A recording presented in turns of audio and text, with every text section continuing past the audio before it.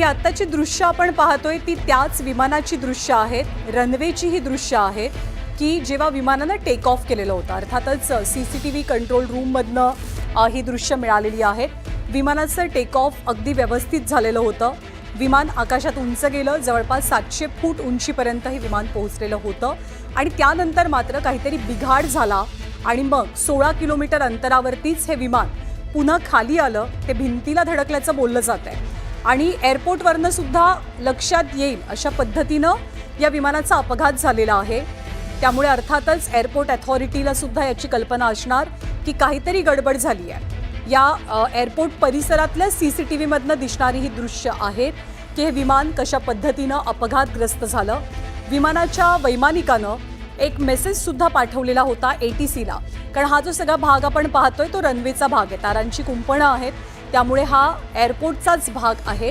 हे विमान पुढे गेलं, विमान एका विशिष्ट उंचीपर्यंत पोहोचलेलं होतं, पण अवघ्या काही मिनिटात, अवघ्या काही सेकंदात होत्याचं नव्हतं झालं.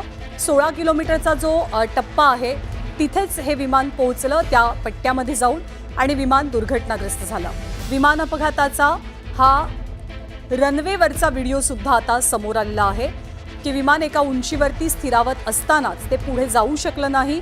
हे विमान खाली बसल्यासारखं झालं. जेव्हा लँडिंगच्या वेळेला विमानाची स्थिती असते तशा पद्धतीची स्थिती या विमानाची झाली.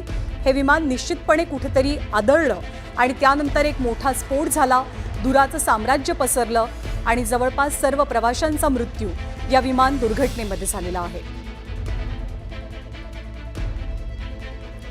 हा एक्सक्लुझिव्ह व्हिडिओ तुम्ही न्यूज 18 लोकमतवरती पाहताय.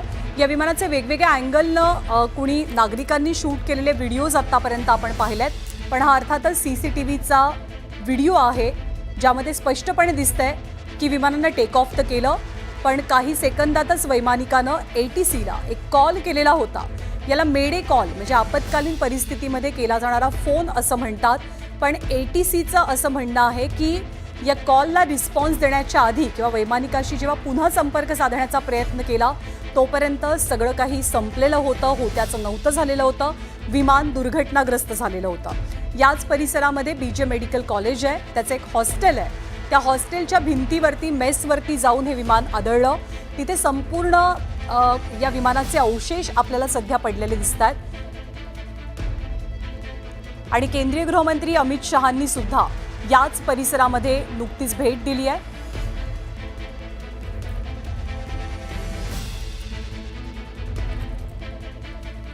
फक्त 31 सेकंदामध्ये हे विमान कोसळलेलं आहे, कारण हे विमान रनवेवरती आहे. हे विमान जसं टेक ऑफ झालं, जसं उड्डाण केल्या विमानानं, फक्त 31 सेकंद, केवळ 31 सेकंदांचा मध्ये गॅप होता आणि 31 सेकंदांमध्येच होत्याचं नव्हतं झालं. प्रणव पटेल आपल्याला अधिक माहिती देतील.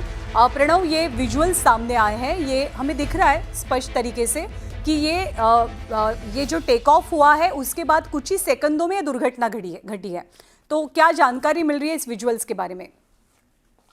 मैं कह सकता हूं कि अहमदाबाद इंटरनेशनल एयरपोर्ट से एयर इंडिया की AI-122 जो फ्लाइट है वहां से वो उड़ान पड़ रही है और कुछ ही सेकंडों में ये फ्लाइट यहाँ पर अहमदाबाद सिटी में ही क्रैश हो रही है.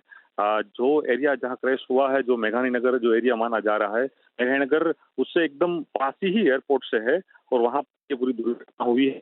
200 से ज्यादा लोग मरे हुए हैं और साथ में यहाँ मैं आपको कह सकता हूँ कि जिस तरह से पूरी घटना बनी है तो घटना के बीच कई CCTV भी सामने आए हैं और आप देख सकते हैं उसमें कई मिनट हुआ है, क्षण कह सकते सेकंड ही हुआ है और पूरा जो फ्लाइट है वहां से वो उड़ रहा है और यहाँ से अनबैलेंसिंग होने के बाद ये यहाँ पर 2 मंजिला इमारत है, वहां पर ये क्रॉस होता है, वहां पर वो यहाँ पर टच होता है और साथ में पास में खड़ी 4 मंजिला जो इमारत है, 4 मंजिला इमारत में वो आकर धराशायी होता है और साथ में कई लोग, उन जो बिल्डिंग में खड़े लोग हैं उनमें भी एक कह सकते हैं कि वहां पर भी एक भय का माहौल, वहां का माहौल हो चुका था.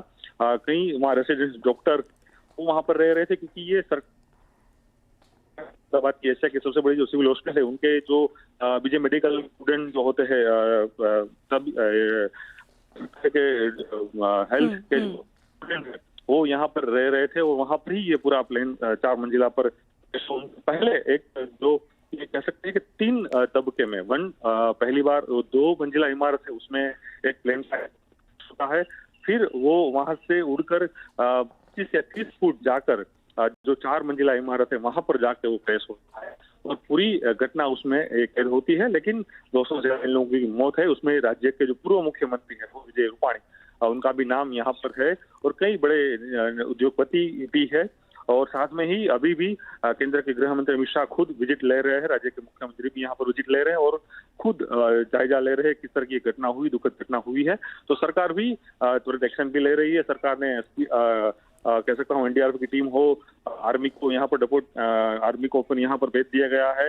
आर्मी भी रेस्क्यू भी कर रही है और पूरी तरह से पूरी घटना की जांच के आदेश भी दिए गए हैं। और जो घटना हुई है जिसमें जो जिनको डेथ हुई है वो डेथ के जो बॉडी है उनको डीएनए टेस्ट के माध्यम से बॉडी है वो सपर्द की जाएगी। इस तरह की पूरी मैनेजमेंट और सब एक डेड बॉडी और एक व्यक्ति के साथ एक सरकार का बड़ा आला अधिकारी पूर्ण किया गया है सरकार ने और सब पूरी प्रक्रिया जो है अभी सरकार यहाँ पर कर रही है। जी, एटीसी के सूत्रों से कुछ जानकारी मिल पा रही है कि ये विमान दुर्घटना, ये हादसा हुआ कैसे? क्योंकि एटीसी को एक कॉल भी गया था, ये जानकारी भी मिल रही है।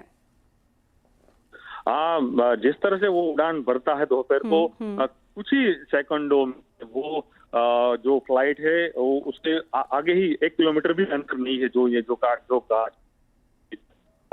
1 किलोमीटर भी अंतर नहीं है, वहां पर वो फ्लाइट क्रैश होती है और वहीं पर कह सकते हैं कि जितने प्रवासी थे जो मुसाफिर थे सबकी वहां पर डेथ होती है। और उसमें 117 से ज्यादा जो लोग वो इंडियन है और 40 से भी ज्यादा लोग जो इनकम से मिल रही है वो विदेश के थे और 15 से 20 मेंबर इसमें थे और 2 लोग थे। इस तरह की भी बात आ रही है। उनको सबको सिविल हॉस्पिटल किया गया है और ये भी कह सकता हूँ कि जिस तरह से पूरी घटना बनी है तो जांच भी सरकार ने यहाँ पर की है। केंद्र के भी जो मंत्री है वो यहाँ पर पहुंचे हैं और पूरी जांच का उन्होंने आदेश भी दिया है और डीएनए टेस्ट के माध्यम से जितनी भी डेड बॉडी उनको अपने परिवार तक, उनके घर तक पहुंचाने की पूरी व्यवस्था यहाँ पर की है।